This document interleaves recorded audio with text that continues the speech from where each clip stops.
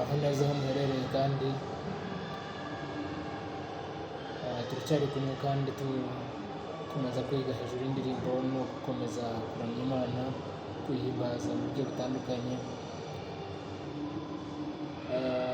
Mu 1763 mu gihugu cy'Ubwongereza nibwo havutse umugabo witwa Harry Francis. Yavutse mu myaka ye mitoya yaje kuba imfubyi, ariko yiga mu buzima bugoye buruhije cyane, ari imfubyi ariko Imana yaje kumufasha ariga amasomo abanza n'ayisumbuye ndetse yageze no muri universite ararangiza. Ariko mu ncamake mu byo yari afite gukora mu nzozi ziwe, kuko amateka bivuga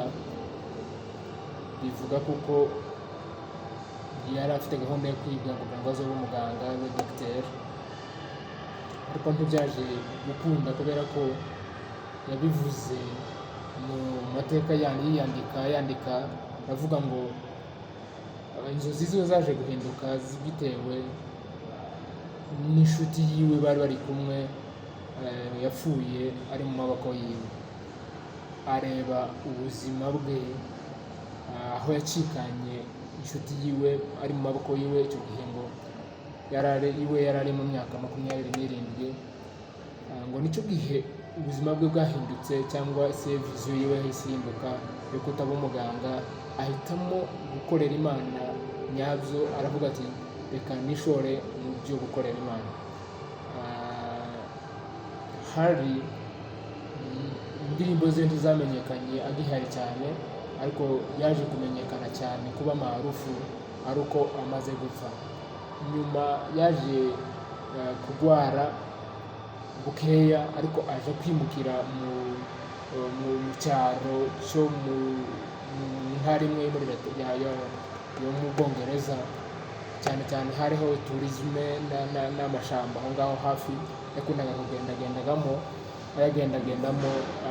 niho yagiye yahimbye indirimbo ze nyinshi cyane. Ino ndirimbo nabazaniye kandi iri mu ndirimbo za wokovu, ivuga ngo kanami usiniache peke yangu. Amateka avuga ko bamwe bavuga ko ashobora kuba yayanditse icyo gihe yaragwajije uwo mugenzi wiwe, kuko yaravuga ngo kanami ni usiku tena usiniache katika giza hii. Iyo ndirimbo tubona muri wokovu. Noneho andi mateka akavuga kuko ashobora kuba yarayanditse iwe icyo gihe yararwaye, yaramaze kuremba cyane, ariko yaragwaye indwara mu gituza. Ariko nyuma mu myaka 2054 nicyo gihe yarembye cyane, nicyo gihe yitabye Imana. Mbere y'uko yitaba Imana yahamagaje umuryango wiwe, kuko araza igihe ngo yaza atembera mu nzu muwe gahoro gahoro.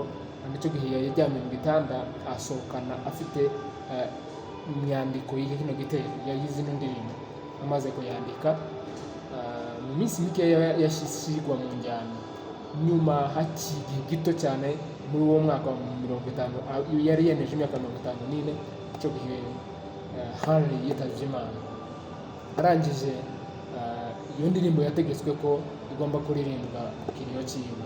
So naho iyo ndirimbo yavuye, kandi ino ndirimbo yahise imenyekana cyane. Bivuga ko uyu mugabo mu buzima bwe atagiye amenyekana cyane akihari, ariko uhereye igihe yari amaze kwitaba Imana indirimbo ze zagiye zimenyekana cyane. Yagiye amenyekana cyane nyuma y'ubuzima bwiwe amaze kwitaba Imana, cyane bikiniye mu bihangano byiwe. So isomo riratwigisha iki?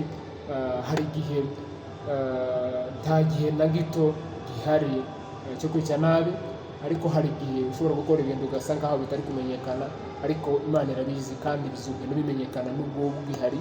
Turi gukorwa nyine si iby'ubu gusa, n'iby'iminsi iri imbere. Hariho ubuzima turimo, hariho n'ubuzima buzaza buri imbere turi gukorera, turi gutegura. Ibi turi gukora kuko wari umaze amezi 9 uri mu nda uri gutegura buno buzima turi mu bunyine, none ahangaha hariho n'ubu buzima turi mu gutegura ubunyine bw'igihe kizaza. So ubu buzima turimo ahangaha gutegura ubundi buzima bwacu buzaza. Reference nguhaye ni y'amezi 9 twamaze mu nda turi gutegura ubuzima turimo. Aya yandi tubifate nka hari amezi 9.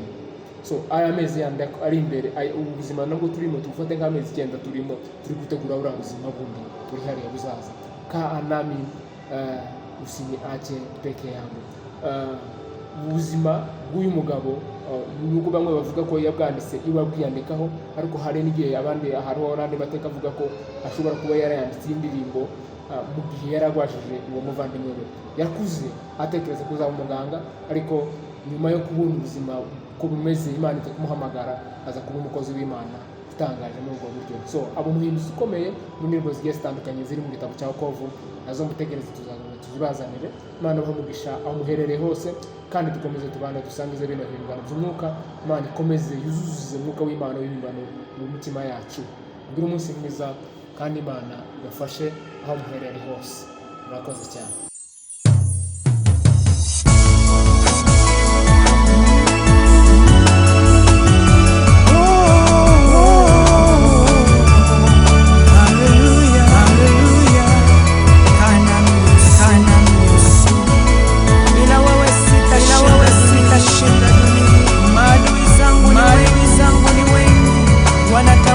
Wanatamani kunimaliza